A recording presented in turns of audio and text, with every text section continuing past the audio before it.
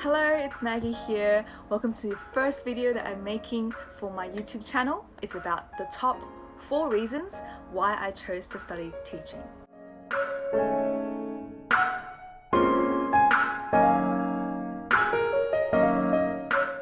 Okay, so a bit about me if you haven't met me before. I am a 23-year-old Australian, raised Taiwanese, but I also associate myself with being Australian as well. I am currently studying a master's degree in secondary teaching, and hopefully I'll be able to teach. No, not hopefully.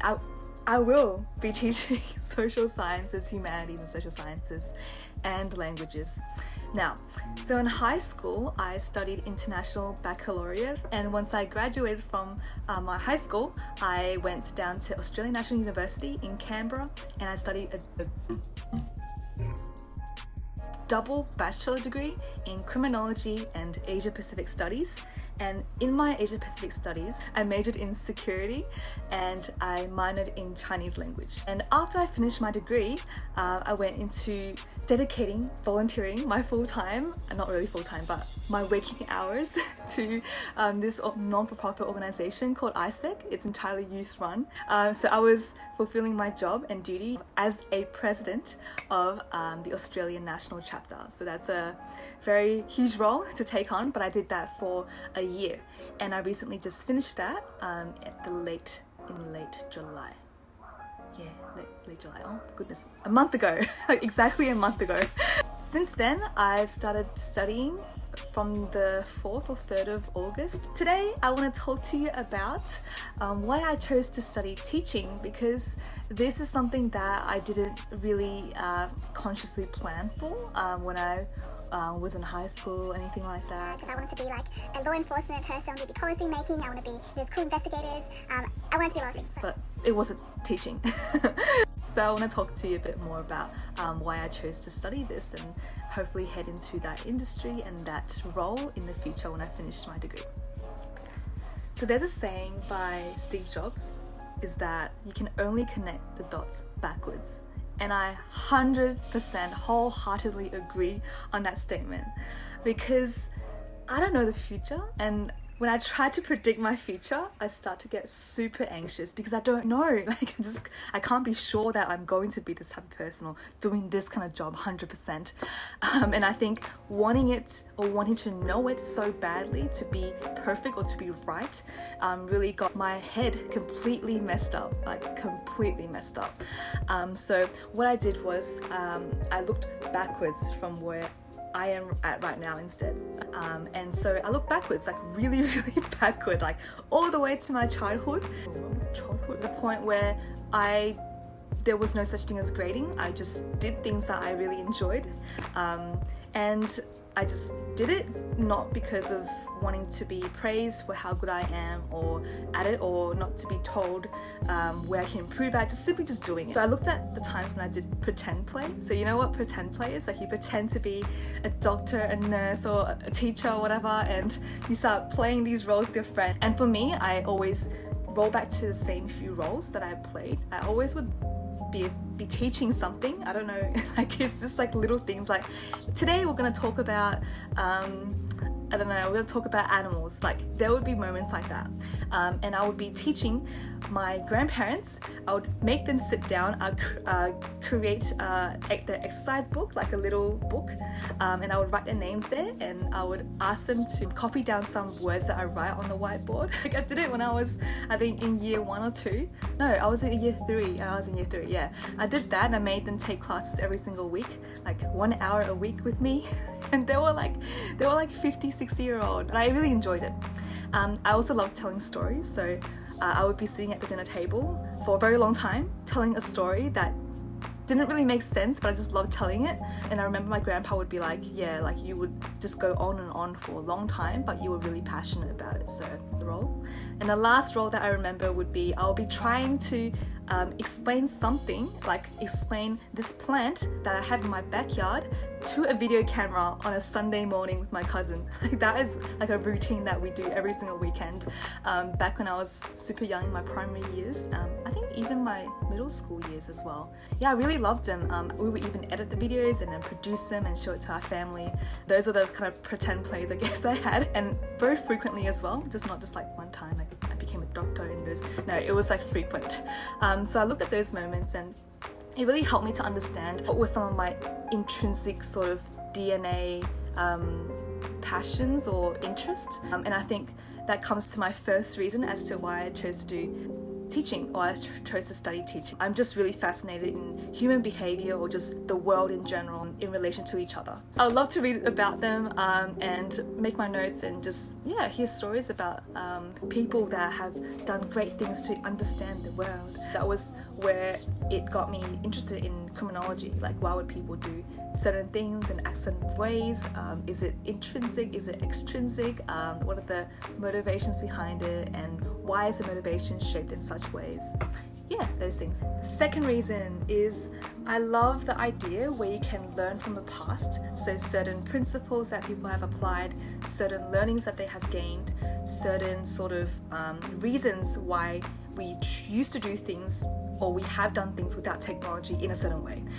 Because I personally have found that with technology coming in, or just a changing society, we were losing a lot of the great things that we used to do, such as having like family dinners like around a table and asking each other about each other's lives, versus just trying to get the dinner thing done and just like get out of here. Whilst I also am like furiously curious about what are the different ways that we can do better. It was through my time, 2.5 years at Kimono, also on my overseas exchange, that I realized that teaching is not just about covering content and that's it. It was really great to like remember the moments when my kids, I don't want to say kids, but my students were able to go back in time and pick up something that they learned in the past and apply it together with what they're learning new onto something that they never faced before. And I think that's something that really builds a child's confidence from within. It's not just like, oh, I need to do well so I get a great sticker and I get to stick it on my book and I get to show them off. Like, it's not about that. It's about like you're gaining more skills, you're gaining more confidence, solving problems. Like, it's that kind of stuff. Number 3. No, this is 3. I love learning and it's so fulfilling, it's so fun. If the world has a little bit of together, if we can all share that together, how fast we will advance as like humanity. I think that's just like the what ifs that's always like in my head, kind of like, oh, what if the world was like this? And I think this is a really big one, because it's something that I had before but I sort of lost it, and I was just a lost child in adolescence, trying to find out where I stand in society. I was lost, I didn't know why I'm here, like yeah, okay. Before all that, I was a kid in primary school. I always went to the library every single morning, lunch and after school. I would always borrow about 5 books a day, like this big. As a kid, I was always reading fantasy, fiction books, and I loved them. I really enjoyed them, and I learned messages and principles about life through them. But ever since I went to middle school, the social stuff started to hit and I stopped reading. I was involved in a lot of volunteering work with ISEC a lot more while I was studying, and I start to engage with more people that's going through the experience of like, I don't know why I'm here, I don't know why I need to try hard, I don't know if uni is even worth it, like all these like big like existential questions. I think it's very real, and I went through that myself as well, and I think I've never had somebody to give me their opinion or guidance, so not good.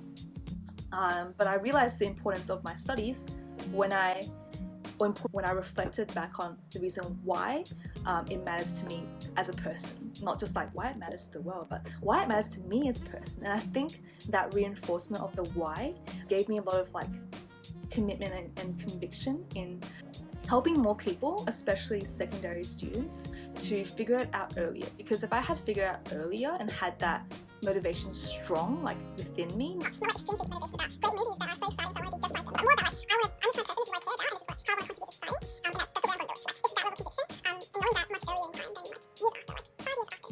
And my last reason, number 4, is I like to be in the front lines. What I mean by this is I really enjoyed being able to see direct impact, at least for now. And how I'm able to actually find that out about myself is through reflecting on my experiences on things I've done before and picking out what I enjoyed a lot in moments that my team and I, like my national team and I, we were working on lessons, or not even lessons, just conversations or sessions that we had to deliver in, whether it's online or offline in person.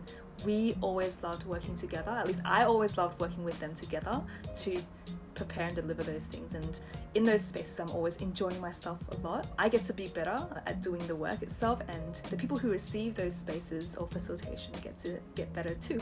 Coming out of it, I don't feel like super dead. I'm just like, yes, I'm excited, see you again. It's about them. Like it's about bettering self for them, and I think that is a great feeling that I always like want to look for more. yeah. That's why I believe that secondary teaching is one of the many jobs that you do get to interact with students directly. Okay, so now with all the 4 reasons, more practical considerations that I had was the job prospects in the future. Of course, because you don't ever want to get something that you're passionate about and then having no ways to feed yourself. I think that's super important because my parents were like, hey, it's gotta be practical. And I was like, okay, I'll do some research. So I did. I went on to joboutlook.com. Is it Job Outlook? Yeah, joboutlook.gov.au. Yeah. And this website is a savior. It has so many things on there. I didn't even know that existed back then, but I did. I found it. And what I did was I looked to Future Outlook section, and it tells us very clearly about which industries are looking to grow in the next 5 years. And I think that's important to know, because if you time it well and you graduate and you start finding jobs, yeah, it's super important for that to line up, because that is where you get more opportunities happening, and that's when not only your own competency can get you there, but the timing is also right. But yeah, I chose education and training industry mainly because of the previous 4 reasons. I want to work with young people or people transitioning into adulthood. Oh my god, so scary. Okay, students are our future. We are our future. People is the okay. This is enough of me like ranting, but yeah, we are the future. So definitely need more people, need more great teachers, people who are actually really passionate about like people development every day. I also looked up a lot of YouTube videos about day in the life of a teacher, and I also met up with people who are currently teachers, and I asked them about their opinion, a bit more realistic expectations about what it's gonna be like, so I don't just end up studying something and then like going into work and just quitting in like 2 years. That would be such a waste. So that's why I looked a bit in depth more about what is a job going to feel like, look like, what am I going to do. So those are the reasons why I chose to study Masters of Teaching, secondary teaching, and right now it's great. I really enjoy it so far, and I hope that if you're considering to go into teaching, confidently choose a path that you want to pursue and passionately, like you really want it, like yes, I want to be a teacher, and head in fearlessly.